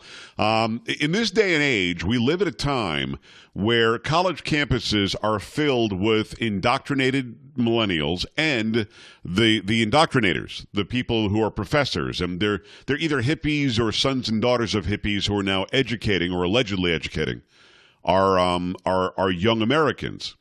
And in that educational process, in many places, on many campuses, if you have a thought process, a book, an ideology, a slant, a leaning, a belief system that is different than the far left indoctrinated belief system, you are to be shut down. And what I mean by that is those on college campuses, many of them anyway, believe in the First Amendment vehemently. They believe in the First Amendment so much, they believe in protesting everything, gathering and organizing on every issue, but the protests aren't peaceable. The protests are to shut down other voices. Like Non Darwish is an author. She's a former Muslim.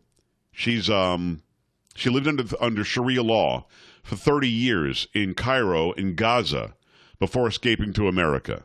There are fatwas out there now from over 50 countries that say if she sets foot in these countries, that there is an Islamic duty to imprison her and behead her. Why is that? Because Sharia law is a law of Islam that is intolerant, that is not even-handed, not a law that conforms to freedom, liberty, liberation, laws like our Constitution. It's incompatible with something like our Constitution. And Non Darwish is unafraid to say that. So she went and gave a speech at Georgetown University. There was such an uprising, such protesting, such loud disdain for her, people calling any criticism of Sharia hate speech, if you can believe that. And she had to be escorted in with armed guard and escorted out with armed guard to go and even give the speech. I decided I wanted to talk with her about things like that.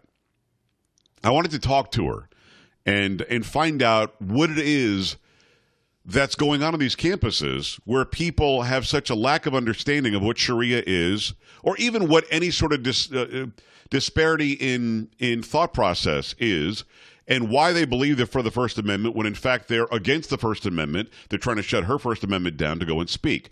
Now, I did this interview via Skype, so the audio sounds like she's on a speaker, but she's not.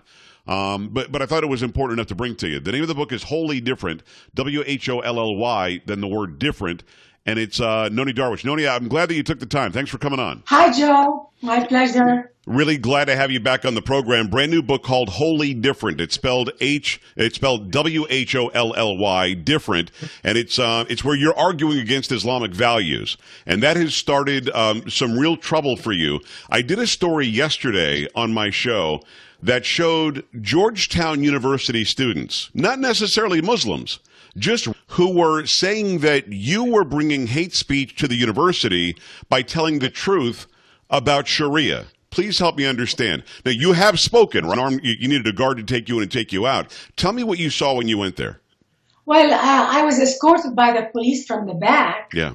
But my supporters who came to hear me came in, and they were really upset by the yelling and calling them names, giving them flyers, calling me Islamophobe and a racist. So they were. They were trying to silence me, asking how dare the college invite me to speak, and it's really a shame because I was comparing the values, biblical Islamic values, and also I was speaking about Sharia law and how it's totally incompatible with Western values and laws, and how it has oppressed me personally and women in general. Actually, Islam oppresses everybody. Well, I want to get into that, and I think that you bring up an incredible point. It's Non Darwish. The name of the book is Wholly Different, W-H-O-L-L-Y, different. Make sure you go and get it right now. What's interesting about this is the numbskulls that were supporting Islam that aren't Muslims probably haven't read Sharia, probably have no idea the violence that's in there, probably don't know that if you steal something, you get your hand cut off. If somebody rapes you, you have to have 4 or 5 men verify that it was rape, or else you asked for it. Women have to cover from head to toe. There are no human rights, basically. If you're gay, if you're LGBT, you get thrown off the top of a building to your death or stoned to death.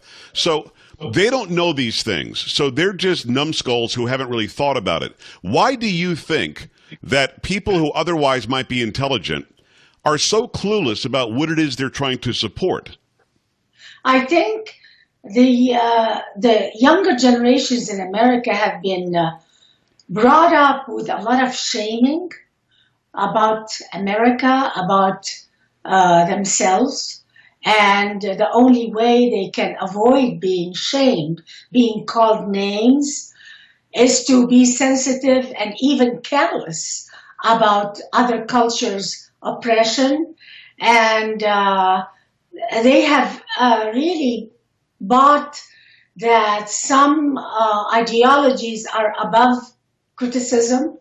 And I don't know if they don't know as much as they don't want to know. Yeah. Because my whole speech, I never criticize people at all, because I never talk about people, Muslim people. I'm speaking about the values and the ideology and the Islamic laws that actually condemn me to death because I left Islam. So I told them, what kind of religion is it that condemns people to death? And they looked at me, and during the question and answer period, they told me, oh, but Sharia law, we know a lot of Muslims who really don't care about it, and they live in America. I said, these are Muslims who live in America under American law. Right. They don't live in the Middle East. And Sharia is incompatible with the Constitution. The freedoms and liberties afforded in the Constitution would be rejected by Sharia. And by the way, if you have an Islamic country, you have an Islamic government, you have Islamic law, there is no freedom and liberty. That just doesn't exist. You do what they say do, or else you're going to be punished dearly. It's Non Darwish, N-O-N-I-E. Last name is D-A-R-W-I-S-H. The name of the book is Wholly Different, W-H-O-L-L-Y, Different. Noni, I'll ask you very directly, because there are people listening right now, and there are some large Muslim communities like in Minneapolis that hears our show, where the Somalis will call and say, she's a liar, she's an apostate, she's just looking to talk bad about our religion. Let me ask you very directly, in your speeches or in your book, do you lie about Islam or Sharia? Actually, if I don't lie, according to Islamic law, about Islam to the infidels, and by infidels I mean non-Muslims, then I have committed a sin against Islam, because Islamic law commands us to obliges Muslims to lie, if it's going to benefit Islam. And what is it called? Taqiyya? Is that what the name of it is? There are many names for it, but Islam allows lying. So you were a Muslim, you left, you're now an apostate. If you went back to Cairo, Egypt, or if you went back to Gaza, you would be arrested and you would be set up for execution, correct? Absolutely. Egypt, there's a trick with moderate Muslim countries. They arrest them and then they say you've committed a crime against the state. They don't call you an apostate, but officially to the media, they say, we arrested her for political reasons. Because, you see, when being a Muslim is not a relationship with God, like being a Christian or a Jew. It's not a personal thing. When I was born, my birth certificate was stamped Muslim. And that stamp means I must stay Muslim. And if I leave Islam, I have committed a crime against the state. So that is the trick on how Islam, they can kill you on the street. And the police will say, we don't know who killed her. Wow. And that happens to a lot of Christians who get killed by Muslims in the Muslim world, and the police never knows who killed them. And you never catch the person. You never get the murderer. It is wholly different. The name of the book is WHOLLY, Different. Noni Darwish is who I'm interviewing and who the writer is. And again, a great author, great speaker, telling the truth about Sharia and about Islam. You've got, it's more than 50 countries that actually have a fatwa on you? I cannot go to any majority Muslim country, and they are about 54 even.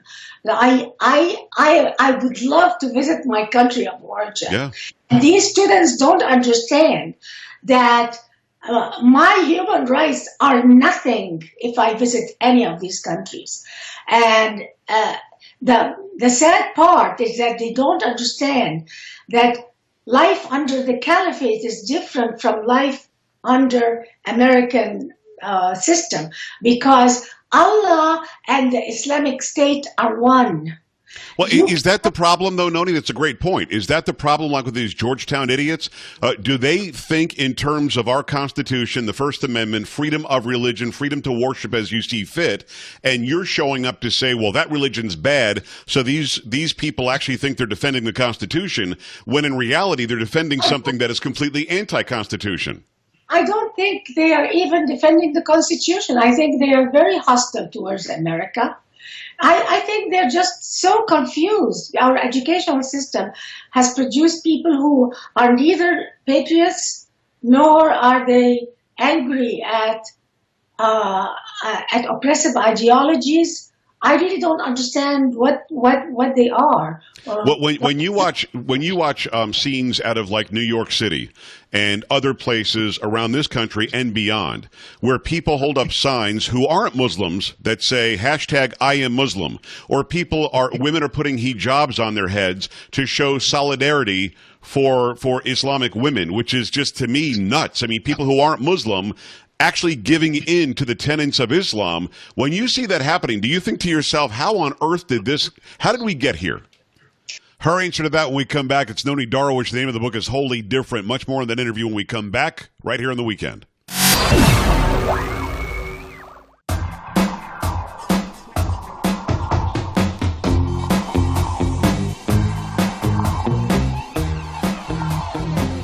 Always great to have you along for the ride. It is The Weekend with Joe Pags. Picking up my interview with Non Darwish. She's got a book out called Wholly Different, WHOLLY, Different, and she calls out Sharia and Islam, and she does so using nothing but facts. So I asked her, what do you think when you see a bunch of non-Muslims putting on hijabs and marching down the street with a #I am Muslim? What can possibly go through your head when you see that? It's sickening because secular feminists in America are the last people who support people like me. They're putting hijabs on, and they're saying, I'm Muslim. Actually, they are on the side of Islamic feminists who are the opposite in values of Western feminists. Right.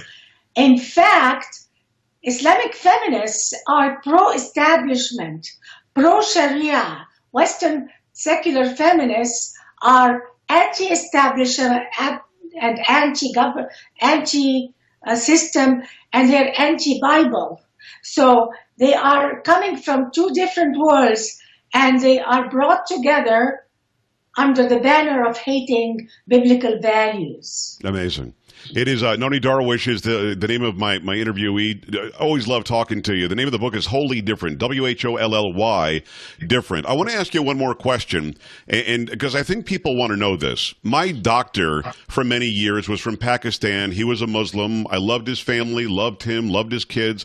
He was a great doctor. We just had we had religious differences. I have cousins who are Muslim, and we have vast religious differences. But the question I have, and I think the question that a lot of people watching and listening want to know, is can you be a Muslim and can you be moderate where you rip the violent passages out of the Quran and out of the out of Sharia law? I don't know all the terms exactly, but can you still follow the tenets of the religion while turning a blind eye to the violent passages and the parts that say, smite the infidel by the neck? Well, God bless your friends who are Muslims and they claim they can do it. I personally couldn't do it because 64% of the Quran is about humiliating, killing, hating, calling names, calling for terrorism against non-Muslims. So how can you take out 64% of the document that you call your holy book and keep what? What are you going to keep? The battles of Muhammad? Are you going to worship I couldn't do it. Yeah. And connected to that, when people say Islamic terrorism isn't Islamic and isn't Muslim, what is your reaction to that? Well, they contradict. First of all, Al-Azhar University in Cairo, until today, did not issue any fatwa condemning ISIS as un-Islamic. Religious leaders across the Middle East are silent about ISIS. That's a great point. What you're saying is, I mean, in Saudi Arabia and in Pakistan and in Afghanistan and the leaders that you're talking about in Cairo, they're not the ones saying this isn't Islamic. It was Obama that was saying that, and the far left wing like Hillary Clinton saying that. So that you're telling me that silence speaks volumes. And the Muslims who live in the West. But actually, one of the top sheikhs in Saudi Arabia, in Mecca, very recently, and look it up on Google, he said that everything ISIS stands for is Islam. So they are telling us. They are, and they've warned us, and ISIS has said what they are. The name stands for Islamic State. The whole idea that it's somehow not, and that gets us beyond this, doesn't make any sense. Non Darwish is her name. The name of the book is Wholly Different, WHOLLY, different. Go and get it right now. Noni, let's talk again very soon, okay? Absolutely. Thank you, Joe. We appreciate her taking the time. It's always enlightening to hear somebody talk about it. Now, if you think that she's Islamophobic, she's not afraid of Islam. She's telling the truth about Islam. I do believe, and this maybe she and I disagree a little bit, but I do believe that people can follow the religion, the tenets of the religion work for them without the violent passages, without the parts that say cut people's heads off and throw gays off of rooftops. Or cut hands off. But if you want Sharia law, you quite literally want law that says cut the hand off of the thief, throw the gay person off the roof, kill the person that doesn't believe like you. This isn't somebody making it up and pretending that's what the law says. That's actually the law, and that's what she writes about in Wholly Different. When we come back, we'll switch gears in a big way. We'll talk to Aaron Watson, great country artist, really love his music. It was wonderful to sit down and talk with him for a while. We'll do that when we come back. Make sure you stop by the website, joepags.com, for Facebook, Twitter, Instagram, and email, all of that and more. We're coming right back on The Weekend. This is The Weekend with Joe Pags.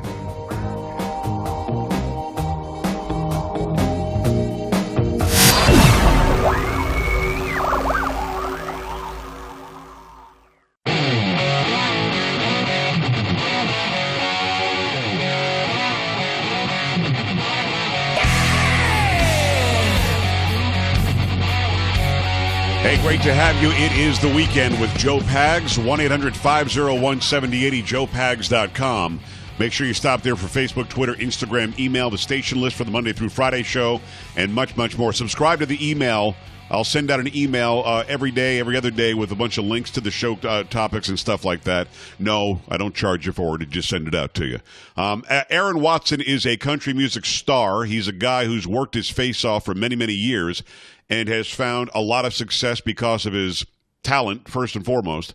Songwriting ability is amazing, but also because he's got a level of persistence and stick-to-itiveness that I can really relate to. You have to have that to be a success at almost anything you do, and that's what this guy brings, and I really enjoyed sitting down and talking with him recently. Aaron, thanks for taking the time. How are you?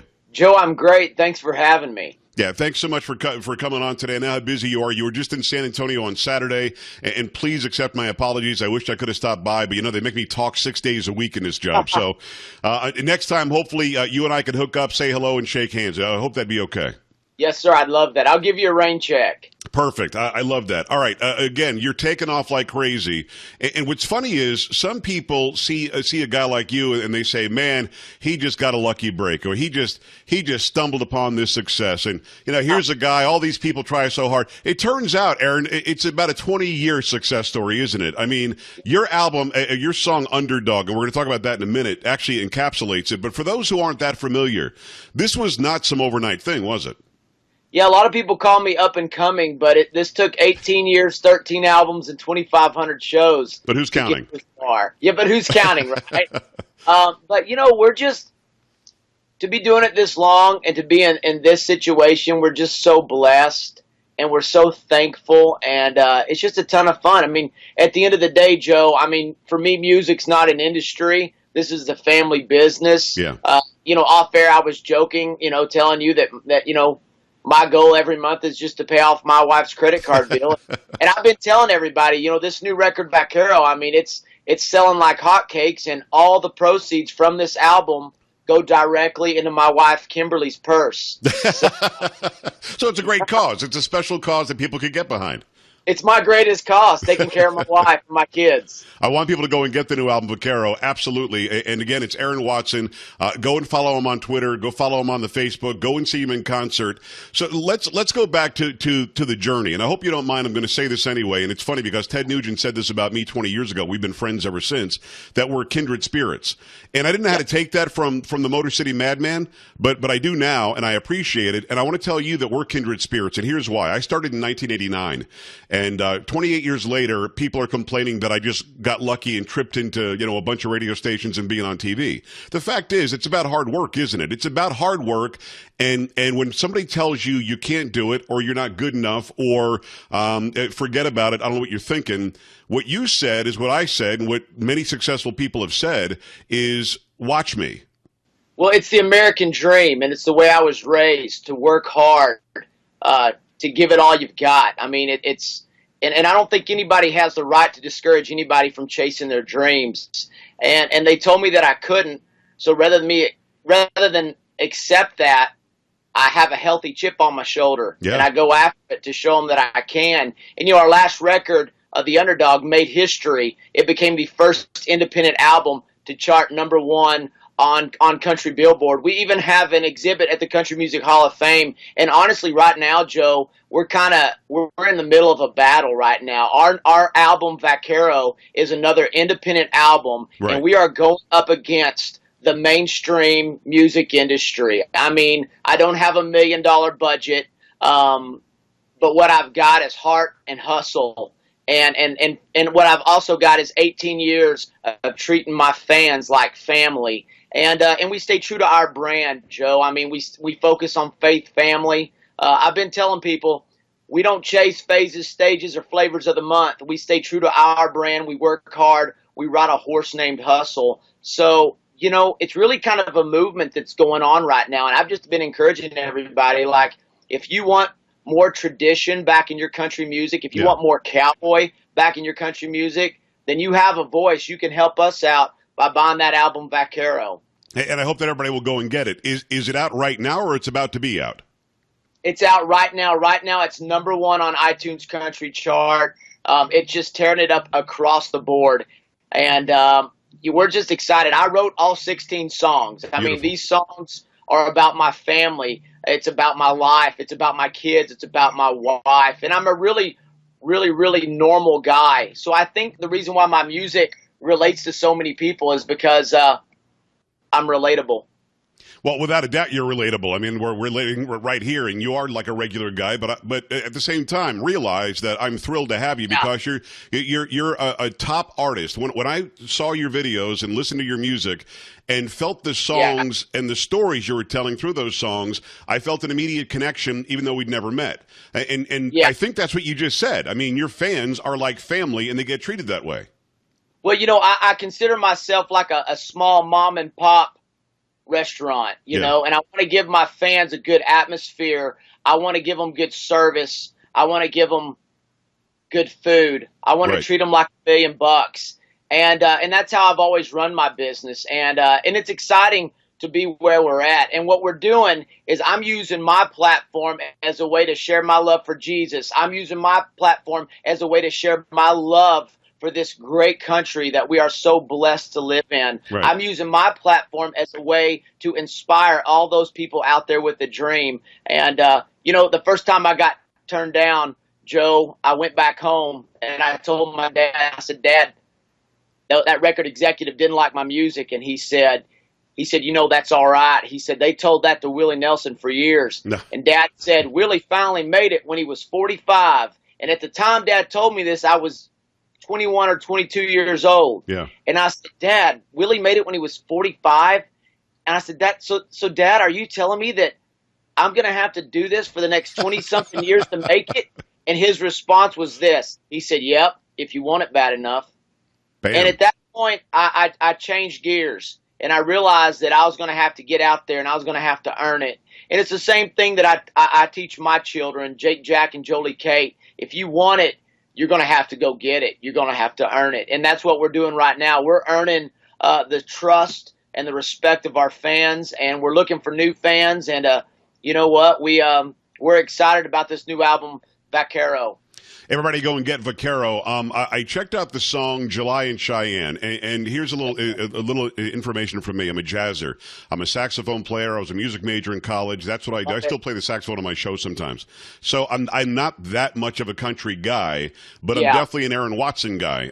Interestingly, I was not a country guy growing up, but I love Johnny Cash. That doesn't seem to make sense, but you've got a storyteller who can grab your attention, and it doesn't really matter what the genre is. And I see that from you. When I saw this song, this video, July in Cheyenne, about the fallen bull rider. Holy mackerel, dude. I mean, I'm a big guy, and it was all I could do not to cry watching that. Tell me how you got inspired to write that, and man, so much feeling is put into that song. That of all the songs I've written, Joe, that one is the most special to me, because 5 years ago, my wife and I, we lost a daughter. Her name was Julia Grace. So sorry to hear that. Well, thank you. That's the first song that I wrote after we lost Julia, and I was struggling. I mean, I was heartbroken, homesick, and I came across something that legendary bull rider's mother said. His name was Lane Frost. Yeah. And I came across something that Lane's mama said, and she said something like, Lane wasn't a world champion bull rider. She said Lane was a world champion bull rider, but that wasn't his greatest achievement. Right. She said Lane's greatest achievement came a year before he died when he asked Jesus to be his Lord and Savior.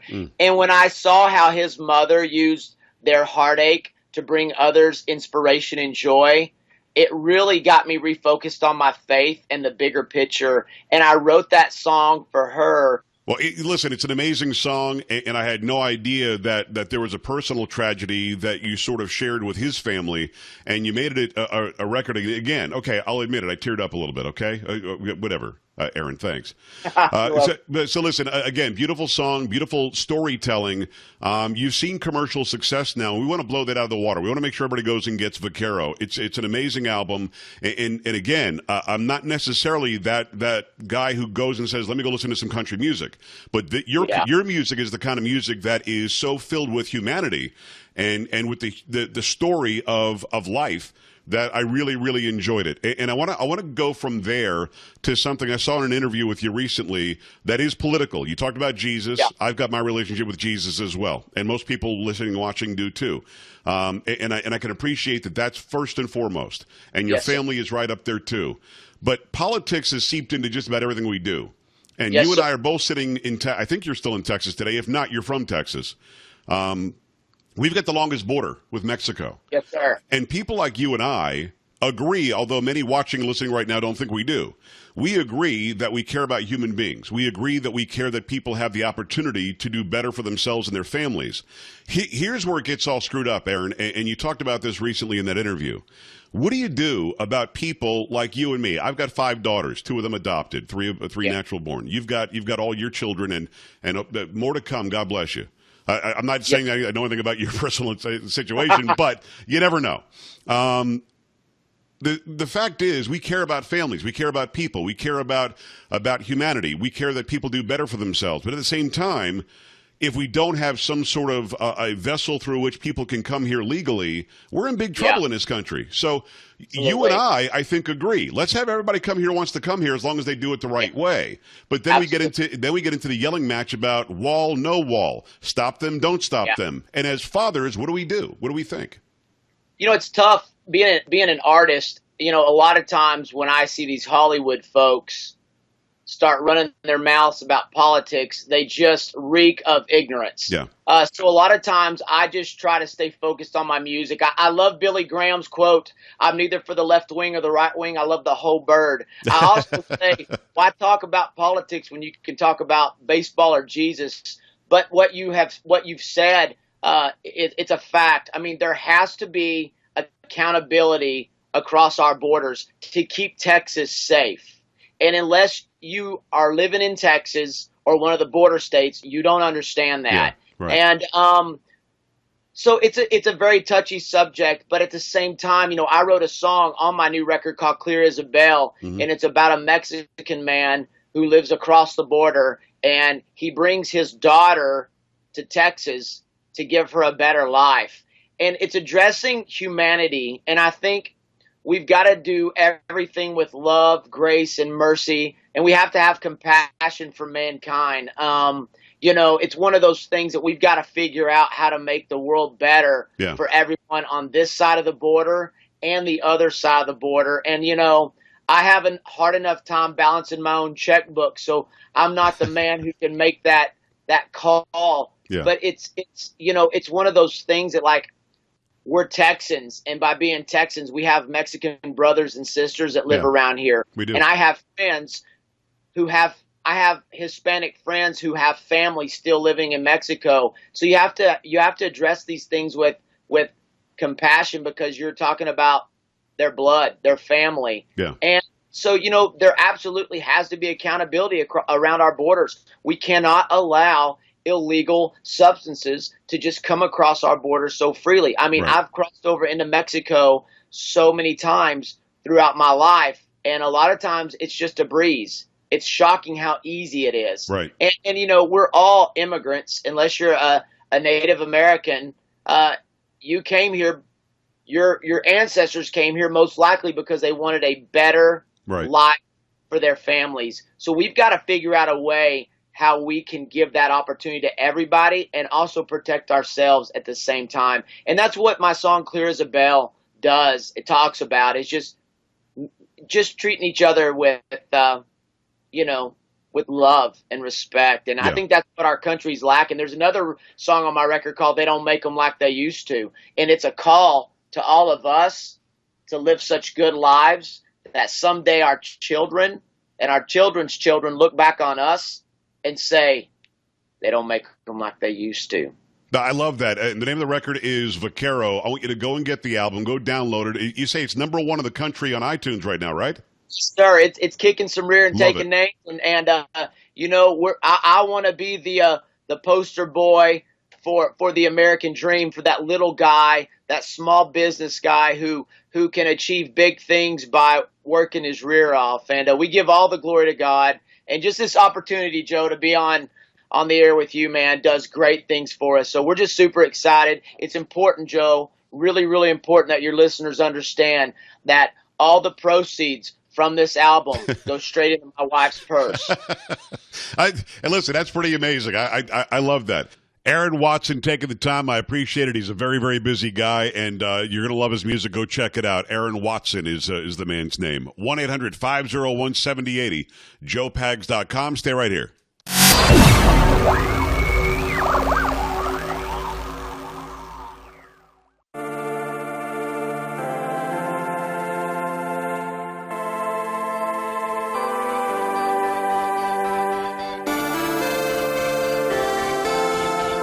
Hey, great to have you. Welcome. It is the weekend with Joe Pags. 1-800-501-7080. Time for a few phone calls. Richard's in Houston. Hi, Richard. Thanks for waiting. What's going on?